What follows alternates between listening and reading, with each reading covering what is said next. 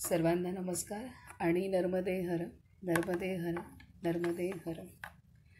आपल्याला बाबा बेलसरे महाराजांचे जे विविध शिष्य अनुग्रहित साधक होते त्या साधकांची आपल्याला परिचय करून देत आहेत. आणि प्रत्येक साधकाच्या परिचयामध्ये आपल्याला प्रत्येक साधकातून एक एक विशेष गुण आपल्याला शिकायला मिळतो आहे. एक एक विशेष धारणा नामाविषयीची आपल्याला प्राप्त होत आहे.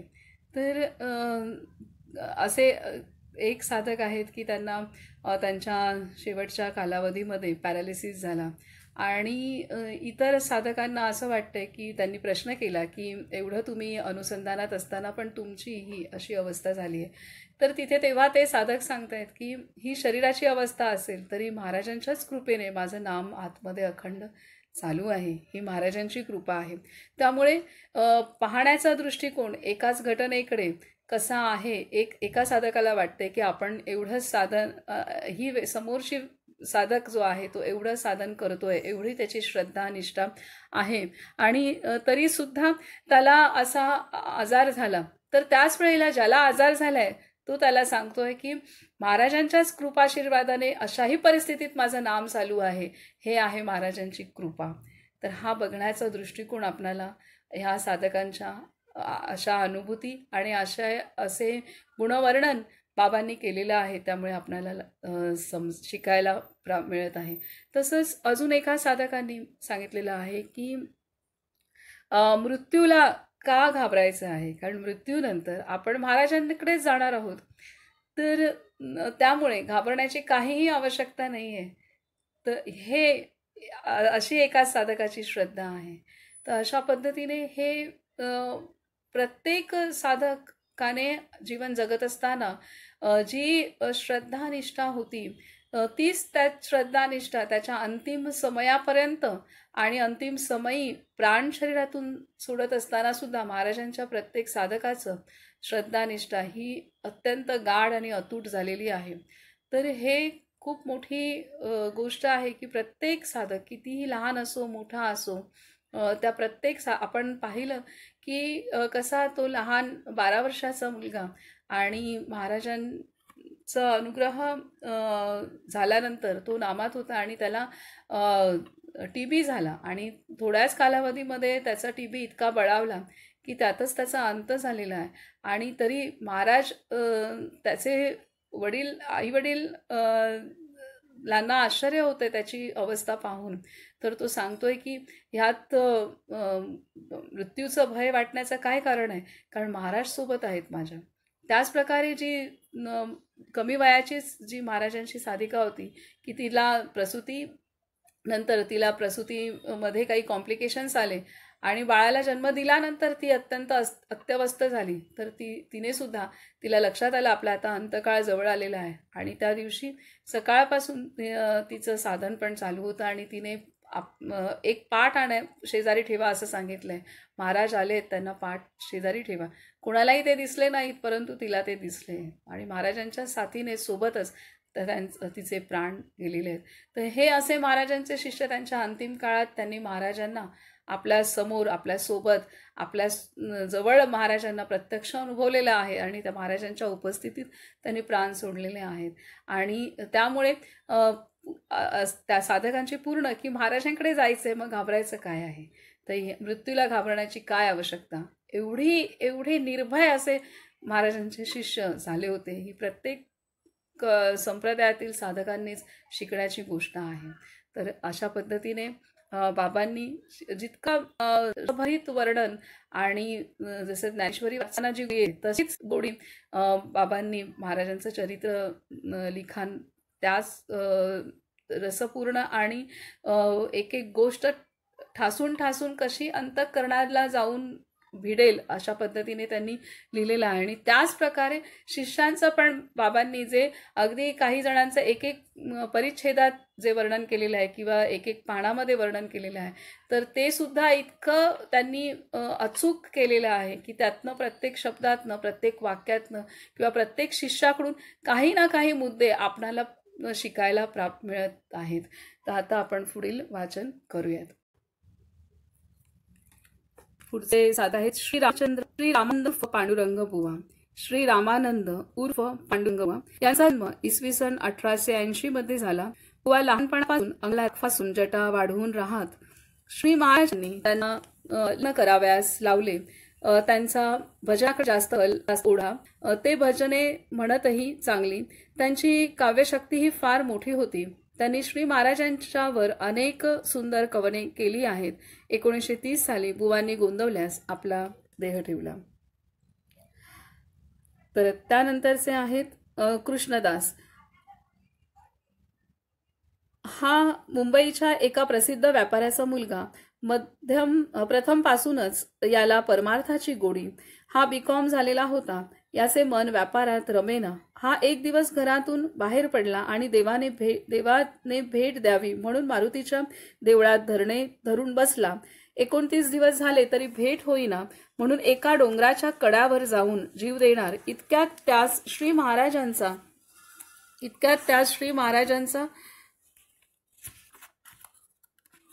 महाराजांचा आवाज ऐकू आला.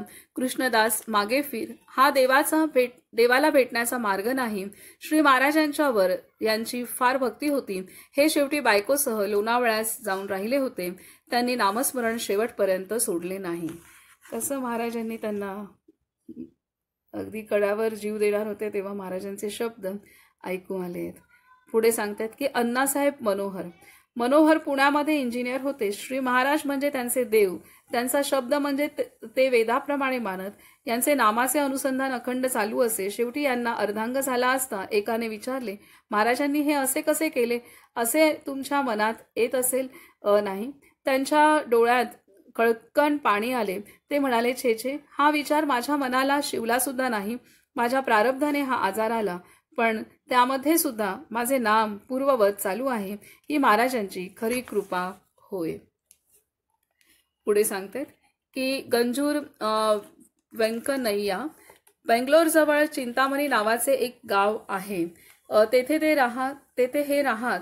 तेथे श्रीरामाचे मंदिर स्थापन करून श्री महाराजांच्या नावाने भगवन नामाचा आणि उपासनेचा निस्वार्थीपणाने प्रसार करणारी ही एक व्यक्ती होती. यांचा जन्म सन 1883 मध्ये झाला. गुरुच्या शोधांत असता श्री महाराजांनी दृष्टांत देऊन गोंदवल्यास ये असे सांगितले. त्याप्रमाणे रंगाचारी नावाच्या गृहस्थाबरोबर तेथे गेले. त्यावेळी श्री महाराज गावाला जाण्यास निघाले होते, पण सर्व तयारी झाली तरी ते निघेनात. शिष्यांनी विचारले तेव्हा श्री महाराजांनी सांगितले, 2 माणसे फार लांबून मला भेटायला येत आहेत. थोड्याच वेळात हे दोघेजण तेथे येऊन पोचले. पुढे त्यांना श्री महाराजांनी नाम दिले. ते सपाटून जप करीत निवृत्त झाल्यावर चिंतामणी येथे राहून गावातील भक्तांच्या सहकार्याने त्यांनी 13 कोटी राममंत्राचा जप पूर्ण केला. तेथे श्री ब्रह्मचैतन्य राम मंदिर नावाचे सुरेख राममंदिर त्यांनी बांधले.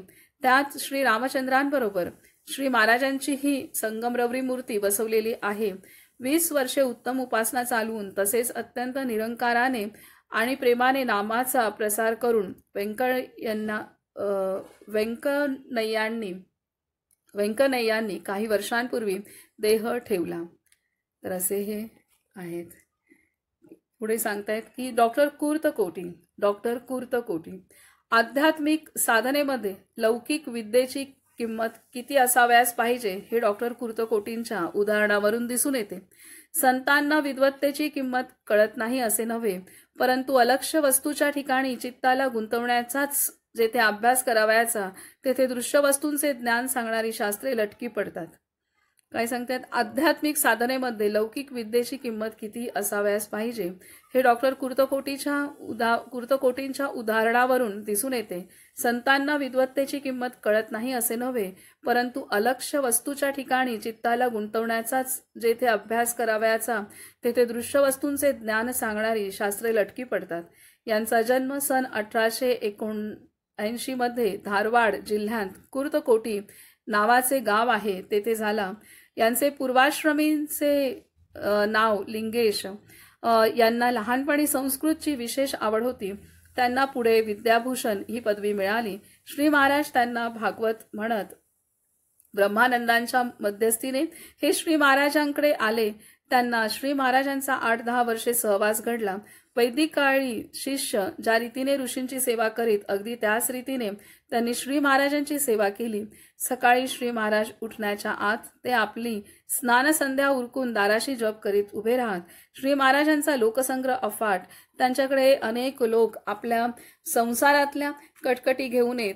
त्या बघून कृतकोटींच्या मनात अनेक संकल्प विकल्प येत, परंतु श्री महाराजांनी त्यांची उत्तरे बोलण्याच्या ओघात परस्पर देऊन टाकावीत असे नेहमी घडे.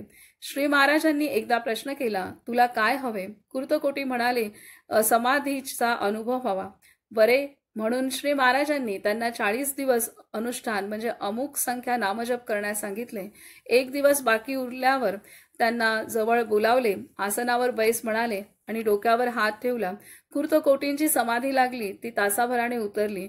श्री महाराजांनी विचारले, कसे काय वाटले? ते म्हणाले, मी फार आनंदात होतो, उगीच खाली आलो. त्यावर श्री महाराज बोलले, खाली आलो नाही, यावे लागले. तुझा पुण्यांश कमी आहे, आणखी पुष्कळ साधनाची म्हणजे नामाची गरज आहे. कृतकोटींनी श्री महाराजांची खरोखरच मनापासून सेवा केली. देह ठेवायच्या अगोदर 4 महिने श्री महाराज डोळ्यांत पाणी आणून त्यांना म्हणाले, एवढी सेवा का करतोस? त्यावर कृतकोटी मान खाली घालून गप्प उभे राहिले. पुढे ते गावी गेल्यावर श्री महाराज इतकेच म्हणाले, सेवेचा क्षीरसागर मी अमक्यासारखा व्हावे या कामनेने नासून गेला. आपणास श्री महाराजांनी विवेकानंद बनवावे अशी कृतकोटींची तीव्र वासना होती, हे ते स्वतःच सांगत.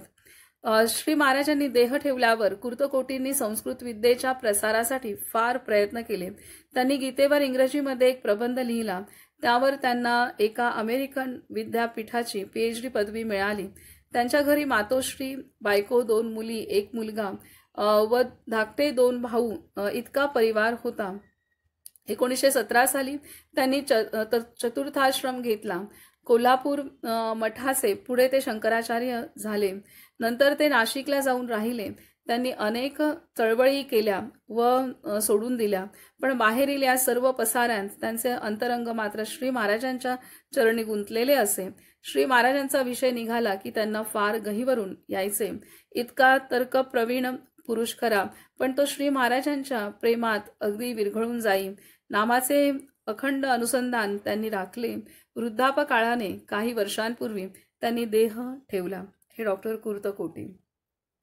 तर इथे महाराज सांगतायत की इथे काय सांगतायत की महाराजांनी त्यांच्याबद्दल त्यांची खूप सेवा महाराजांनी केली, परंतु इथे महाराज म्हणतायत की सेवेचा क्षीरसागर मी अमक्यासारखा व्हावे ह्या कामनेने नासून गेला. आपणास श्री महाराजांनी विवेकानंद बनवावे अशी कृतकोटींची तीव्र वासना होती, हे ते स्वतःच सांगत. तर ही जी वासना आहे ही वासना पण उपयोगाची नाही आहे. हे महाराजांच्या या वाक्यातून आहे की मी अमक्यासारखा व्हावा या कामनेतून नासून गेला, सेवेचा क्षीरसागर. आता इथे त्यांनी सांगितलेलं आहे की आपली पुष्कळ इथे कृतकोटींनी श्री महाराजांची खरोखरच मनापासून सेवा केली. देह ठेवायच्या अगोदर 4 महिने श्री महाराज डोळ्यांत पाणी आणून त्यांना म्हणाले, एवढी सेवा का करतोस?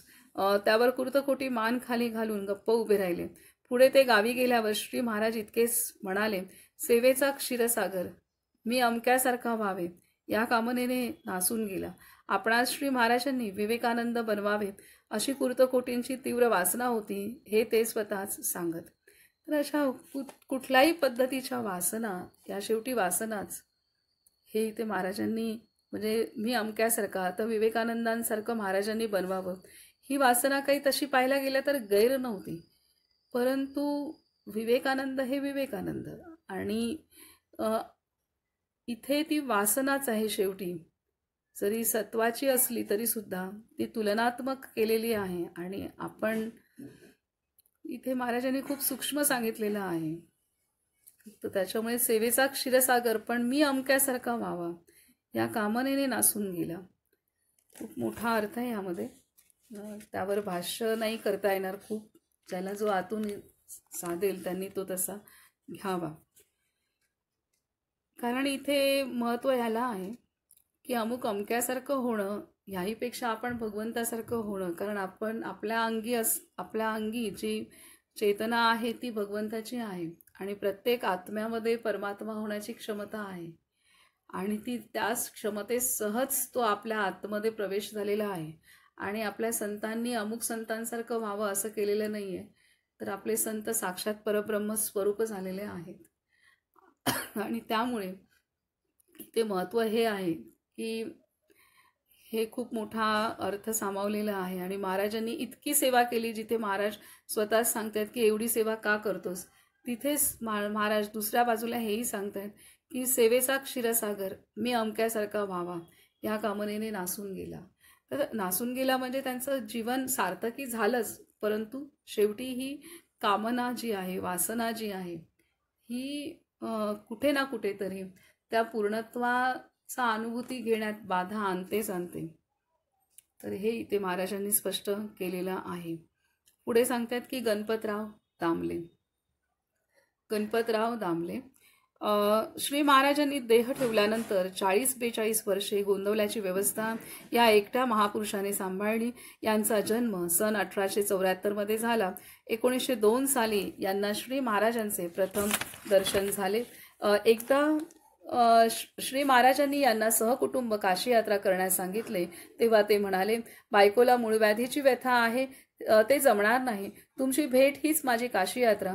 परंतु श्री महाराजांच्या आग्रहावरून ते काशी यात्रेस निघाले.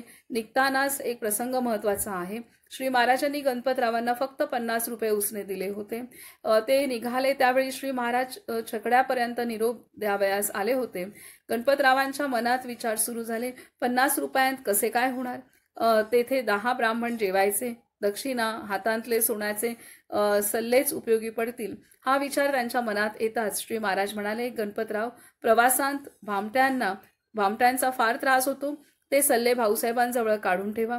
गणपतरावांचे विचार पुढे सुरू झाले. निदान हिची नथ तर आहे, तोच श्री महाराज म्हणाले, आणि बायकांच्याही अंगावर काही असू नये, ती नथही काढून ठेवा आणि ते मी दिलेले पत्र बघू.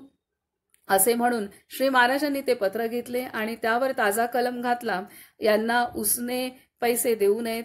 हे झाल्यावर मात्र गणपतरावांना खरा प्रकार कळला आणि साष्टांग दंडवत घालून ते म्हणाले, महाराज, अपराधी आहे, क्षमा करा. एका गोष्टीचा अशा रीतीने निकाल लागल्यावर श्री महाराजांनी एक पाला गणपतरावांच्या बायकोला दिला आणि म्हणाले, नुसता हा पदराच्या टोकाला बांधून ठेवा. बाईंना सबंध प्रवास होईपर्यंत त्रास झाला नाही. परत आल्यावर पुन्हा मूळव्याध सुरू झाली. श्री महाराज म्हणाले, भोग हा भोगलाच पाहिजे, फार तर तो लांबणीवर टाकता येतो इतकेच. श्री महाराजांनी जी पत्रे दिली होती त्यामुळे गणपतरावांची काशी यात्रा चांगली पार पडली. असो, एकदा रामनवमी झाली व दशमीला भीमराव मोडकांनी माणगंगेवर भांग तयार केली. दामले ती प्यायले, पण त्यांना ती चढली. त्या अंमलाखाली शनी मंदिरापर्यंत ते आले. जवळच दत्त मंदिरात श्री महाराज उभे होते. दामल्यांनी त्यांना धरले, गरकन फिरवले व विचारले, महाराज कुठे आहेत? जरासे हसून श्री महाराज बोलले, मीच की तो. हे ऐकल्याबरोबर दामल्यांची भांग एकदम उतरली व ते त्यांच्या पायांस पडले. श्री महाराज समाधीस्थ झाल्यानंतर पहिली 2 वर्षे श्री ब्रह्मानंदांनी स्वतः येऊन उत्सवाची पद्धत घालून दिली. 1915 सालापासून त्यांनी हे काम गणपतरावांच्यावर सोपवले आणि अप्पासाहेब भडगावकरांना त्यांच्या मदतीला दिले. 1912 साली श्री महाराज पुण्यात आले होते. त्यांना निरोप देताना गणपतराव गाडीवर गेले होते. गाडीने शिट्टी दिली तरी गणपतराव हलेनात. श्री महाराजांनी त्यांचे मन जाणून म्हटले, बाळ, मी तुझ्या घरी एकदा मीठ भाकरी खायला येईन बरे. पुढे श्री महाराजांनी देह ठेवला, त्यामुळे ते तसेच राहिले. परंतु आश्चर्य असे की 4 वर्षांनी एक दिवस ब्रह्मानंद गणपतरावांकडे आले आणि म्हणाले, अरे, तुझ्या घरची मीठ भाकर खायची राहिली आहे ना? असे म्हणून त्यांनी खरोखरच चतकोरच भाकरी मिठाशी खाल्ली. श्री महाराजांनी ते कबूल केले. त्यावेळी ब्रह्मानंदांना काही माहीत नव्हते ही गुरुशिष्यांची एकात्मता आणि अनन्यता. लोकमान्य टिळकांची ही गणपतरावांच्यावर मर्जी होती. गणपतराव पुढे म्युनिसिपल काउन्सिलर झाले. त्यांची गणपतरावांनी श्री गावातील बाबा प्रतिष्ठा बेलसरे वाढली, यांनी पण व्यक्त केलेलं पण आहे. दुष्काळ पडला असता गोंदवल्याच्या आता गायींसाठी पुढील साधक गळ्यात आहे पिशवी अडकवून भिक्षा मागण्यास त्यांनी मागे पुढे पाहिले नाही. श्री गणपतराव दामले यांचे हे सर्वात महाराजांच्या कृपेने हे मोठे इंजिनियर होते. अगदी परमार्थ परायण वर्षी श्री महाराज आजकाल बघायला न मिळणारी ही गोष्ट दिले आहे. तेव्हापासून त्यांना नामाची गोडी लागली. बाहेर कोणास नकळत त्यांचे नाम चालत असे. श्री महाराजांवर अत्यंत प्रेम असल्याने त्यांच्या लीला ऐकताना त्यांचे डोळे भरून येत. सन 1959 साली जलोदराने त्यांना मृत्यू आला. जायच्या आधी 12 तास ते बेशुद्ध होते, परंतु प्राण जायच्या अगोदर तासभर ते मोठ्याने तारक मंत्राचा जप करू लागले. सर्वांनी तो ऐकला व दवाखान्यातील लोकांना आश्चर्य वाटले. नामाची सत्ता काय आहे हे त्यांच्या उदाहरणावरून कळून येते. पुढे आहेत की भीमराव गाडगुळी. श्री महाराजांची परंपरा कर्नाटकामध्ये यांनी जिवंत ठेवली. ब्रह्मानंदांचे हे पुतणे बेलधडी आणि व्यंकटापूर येथील मंदिरांची व्यवस्था ब्रह्मानंदांनी यांचेवर सोपविली होती. यांचे परमार्थपर काव्यांचे पाठांतर फार मोठे होते. श्री महाराजांशिवाय यांना दुसरा देव माहीत नव्हता. वय 81च्या पुढे असूनही त्यांचे सर्व कार्यक्रम शिस्तीने चालत. अखेर त्यांना कानाच्या मागे कॅन्सरची गाठ झाली. त्यामुळे त्यांना विलक्षण वेदना होत, पण त्या अत्यंत शांतपणे सोसून आपले नामस्मरण न लोपू देता या थोर पुरुषाने इहलोक सोडला. पुढे आहेत की डॉक्टर पावसकर. सन 1912 साली डॉक्टरांचा जन्म झाला. लहानपणापासून यांची ईश्वराच्या अस्तित्वावर आणि नामस्मरणावर निष्ठा होती. ती श्री महाराजांच्या भेटीने वज्रलेप झाली. यांची वृत्ती अत्यंत समाधानी होती. श्री महाराजांच्यावर त्यांचे जीवापलीकडे प्रेम होते. शेवटी त्यांना कॅन्सर झाला. त्यातच त्यांनी श्री महाराजांचे नाव घेत देह ठेवला. पुढे आहेत वैद्य कालेगावकर. वैद्य कालेगावकर श्री महाराज वैद्य कासेगावकर. श्री महाराज कासेगावकरांचे आजे गुरु. त्यांचे प्रत्यक्ष गुरु हनुमंतराव कुलकर्णी. त्यांनी श्रीराम जय राम जय जय राम या त्रयोदशाक्षरी मंत्राचा 13 कोटी जप केला. त्यांना 25 वर्ष लागली. 13 कोटी जप पूर्ण झाला तरी रामाचे दर्शन नाही, म्हणून त्यांना फार वाईट वाटले. त्यानंतर एक दिवस पहाटे ते ध्यानाला बसले होते. मनात कोणताही विचार नव्हता. मन पूर्ण शांत होते. इतक्यात आपण देहापेक्षा मोठे मोठे होत सगळे जग व्यापले आहे असा त्यांना अनुभव आला आणि नंतर काही वेळाने ते देहभानावर आले. हेच रामाचे दर्शन असेल काय? हेच रामाचे दर्शन असेल काय? यांना श्री महाराज म्हणजे परमदैवत वाटत असत. काय सांगतात की श्री महाराज कासेगावकरांचे आजे गुरु. त्यांचे प्रत्यक्ष गुरु हनुमंतराव कुलकर्णी. त्यांनी श्रीराम जय राम जय जय राम या त्रयोदशाक्षरी मंत्राचा 13 कोटी जप केला. त्यांना 25 वर्षे लागली. 13 कोटी जप पूर्ण झाला तरी रामाचे दर्शन नाही, म्हणून त्यांना फार वाईट वाटले.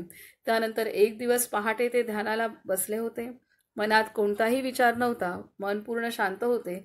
इतक्यात आपण देहापेक्षा मोठे मोठे होत सगळे जग व्यापले आहे असा त्यांना अनुभव आला आणि नंतर काही वेळाने ते देहभानावर आले. हेच रामाचे दर्शन असेल काय? यांना श्री महाराज म्हणजे परमदैवत वाटत असत. हा सर्वश्रेष्ठ साक्षात्कार त्यांना झाला. हा आत्मसाक्षात्कार आहे, परमात्मा साक्षात्कारच आहे. पुढे सांगतात की हनुमंतराव मास्तर. हनुमंतराव कांची समुद्रमला हायस्कूलमध्ये मास्तर होते. ते एकदा गदगला आले असता श्री महाराजांचे त्यांना दर्शन झाले. पुढे गोंदवल्याला जाऊन त्यांनी सहकुटुंब श्री महाराजांचा अनुग्रह घेतला.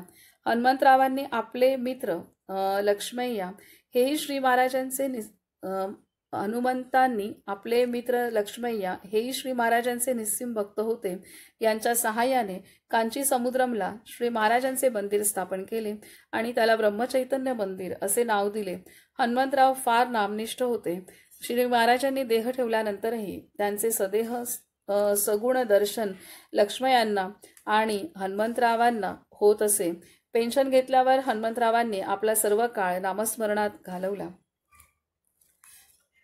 पुढे आहेत नारायणप्पा कुंदगोळ. आता हे जे नर्मदा तटी असलेलं राम मंदिर जे पाहिलं, इतकं चोख व्यवस्था ठेवली आहे, इतकी स्वच्छता आणि इतकं सुंदर, इतकं ते आत्ताही डोळ्यासमोर येत आहे. तो तटही येतोय, तरी खाली उतरून गेलो नाही. खूप खाली पायऱ्या चालून जायला होता तट. आणि राम मंदिर पण फारच सुंदर. जे आता तसंच कांची समुद्रमला पण असेल हे. तर पुढे सांगता आहेत की नारायणप्पा कुंदगोळ मूळचे राहणारे कुंदगोळचे, पण पुढे ते श्री महाराजांच्या जवळ राहत. एकदा श्री महाराज त्यांना म्हणाले, अरे नारायण, तू गोंदवल्याला पुष्कळ नामस्मरण कर. राम तुझ्या हाताने नामाचा खूप प्रसार करणार आहे. दक्षिण कर्नाटकामध्ये यांनी नामाचा फार प्रसार केला. हे अत्यंत निरभिमानी वृत्तीने वागत. नानाचार्य. लहानपणी कुटुंबातील सर्व माणसे प्लेगने एकापाठोपाठ वारल्यानंतर यांच्या आजीने संतापून यांना एका विहिरीच्या काठावर ठेवून दिले. हेतू हा की हा आपोआप विहिरीत पडावा. परंतु रामाची लीला आघात आहे. प्रल्हाद बुवा नावाचे एक सद्गृहस्थ होते. त्यांनी नानाचार्यांना उचलून नेले व वाढविले. यांनी संस्कृतचा फार अभ्यास केला. पुढे श्री महाराजांची भेट झाल्यावर यांच्या पायाची साक्ष ठेवून त्यांनी आपले सर्व आयुष्य रामसेवेला वाहून घेतले. काय असे हे नानाचार्य. पुढे सांगतात की तात्यासाहेब केतकर. तात्यासाहेब केतकर आपले ब्रीद पुढे कर्तबगारीने चालवणारा मुलगा पोटी जन्मास येण्याचे महत्भाग्य श्री महाराजांच्या कृपेने भाऊसाहेब केतकर यांना लाभले. भाऊसाहेबांसारखाच तात्यासाहेबांनीही आपला संसार श्री महाराजांच्या चरणी अर्पण केला. श्री महाराजांवर असलेल्या निष्ठेने त्यांचे मन प्रापंचिक कटकटींनी विचलित न होता अत्यंत शांत राही. तात्यासाहेबांचा जन्म 1885 साली झाला. 1904 साली ते प्रथम गोंदवल्यास गेले. श्री महाराजांचे प्रथम दर्शन होताच त्यांना जो आनंद वाटला त्याचा पूर्ण व कायमचा ठसा त्यांच्या अंतःकरणावर उमटला. पुढे श्री महाराजांनी त्यांच्याकडून 13 कोटी जपाचा संकल्प सोडविला. श्री महाराजांच्या आशीर्वादाने त्यांनी माळशिरसला PWD मध्ये 25 रुपयांवर नोकरी लागली. याचे आधीही तात्यासाहेबांचे वैद्यकीय शिक्षण व इतर ठिकाणी नोकरीसाठी बरेच प्रयत्न झाले. यांची प्रकृती अशक्त असे. एकदा फार आजारी असताना श्री महाराजांच्या कृपेने ते खडखडीत बरे झाले व त्यांची प्रकृती एकदम सुधारली. ते माळशिरसला असताना श्री महाराज समाधिस्थ झाल्याचे त्यांना कळले. त्याचा त्यांच्या मनावर फार परिणाम झाला. सन 1917 मध्ये त्यांनी मिलिटरी अकाउंट्समध्ये नोकरी मिळाली. त्याच खात्यामध्ये 30 वर्षे नोकरी करून सन 1948 मध्ये ते निवृत्त झाले. पुढील सर्व आयुष्य त्यांनी सर्वस्वी जप व श्री महाराजांची सेवा यामध्ये आनंदात व्यतीत केले. त्यांना 3 मुली आणि 1 मुलगा अशी अपत्ये. सर्व मुलांची श्री महाराजांवर पूर्ण निष्ठा आहे. तात्यासाहेबांचा मुलगा असा एकच जगला. एकदा गुरुपौर्णिमेचा उत्सव चालू असता याला आजार झाला. घरी मंडळींची सारखी ये-जा चालू होती. भजनाचा आणि नामस्मरणाचा सप्ताह चालू होता. सप्ताहाचे दिवस चालले असता मुलाच्या आजाराने उग्र स्वरूप धारण केले. डॉक्टर म्हणाले महाराजांची इच्छा असेल तरच मुलगा वाचणे शक्य आहे. तात्यासाहेबांना तर मुलाकडे बघण्यास वेळच नव्हता. डॉक्टर गेल्यानंतर तात्यासाहेब खोलीत आले आणि म्हणाले, डॉक्टरांच्या बोलण्यावरून जरा कठीणच दिसत आहे, पण घडायचे ते महाराजांच्या इच्छेनेच घडणार आहे. तेव्हा काही कमी जास्त झाले तरी मला वाईट वाटायचे नाही. तुम्हाला जरूर वाटली तरच मला हाक मारा असे सांगून ते शांतपणे पूजा जपांकडे गेले. रात्री 12 नंतर आजाराला आपोआप उतार पडला आणि मुलगा शुद्धीवर आला. तात्यासाहेबांना गहीवरून आले.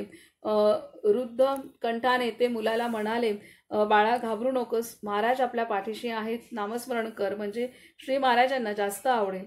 तात्यासाहेबांनी आपला गृहस्थाश्रम वेदांताच्या आचरणाला शोभेल अशा आदर्श पद्धतीने चालवला, हेच त्यांच्या वर्तनाचे तात्पर्य. श्री सद्गुरूंची कृपा ज्याच्यावर होते त्याचा प्रपंच कसे परमार्थाचे रूप घेतो याचे प्रत्यक्ष उदाहरण म्हणजे तात्यासाहेबांचे. ते विद्वान नसून विद्वानांना वंद्य होते. संपत्ती नसून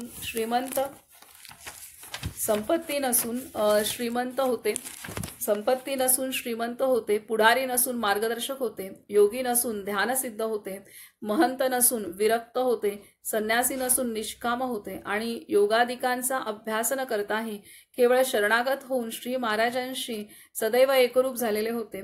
तात्यासाहेबांचे जीवनच संपूर्ण श्री महाराजमय झालेले होते. या महापुरुषाने हजारो स्त्री पुरुषांना भगवंताच्या नामाला लावले.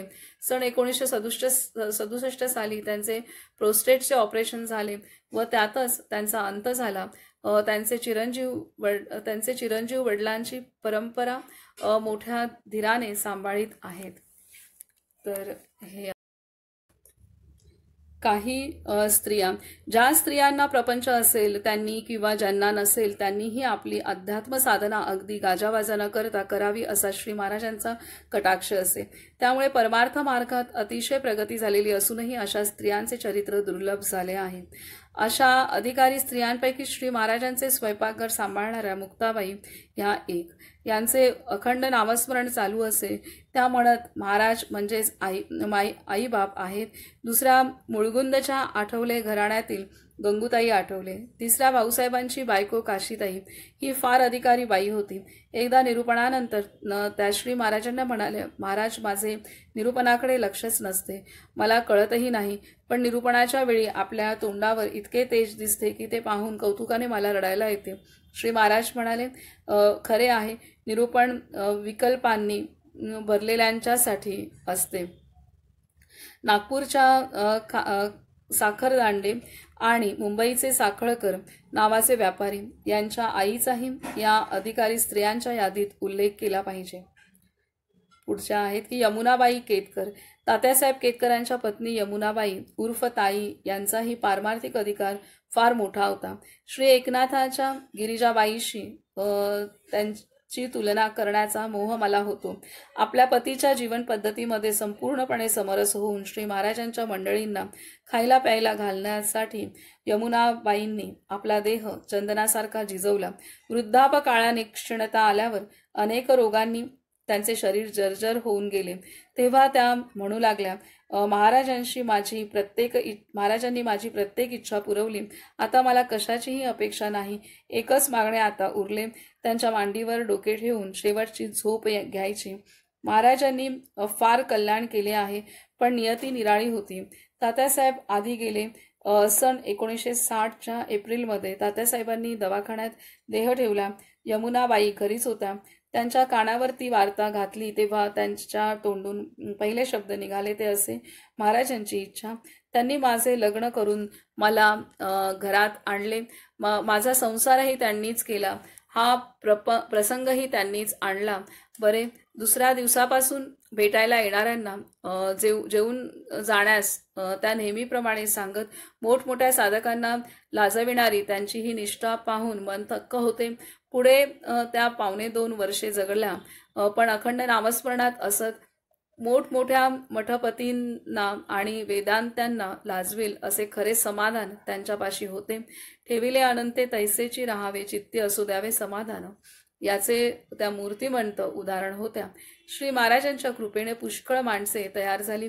हुबळीचे सच्चिदानंद बुवा, कुरवलीचे दामोदर बुवा, कराडचे शांताश्रम, आटपाडीचे विश्वनाथ बुवा, मारुतीराव पिटके, वामनराव आपटे वगैरे आणखी पुष्कळ चांगले चांगले साधक होऊन गेले. प्रत्येकाच्या बाबतीत 2 गोष्टी प्रामुख्याने आढळतात.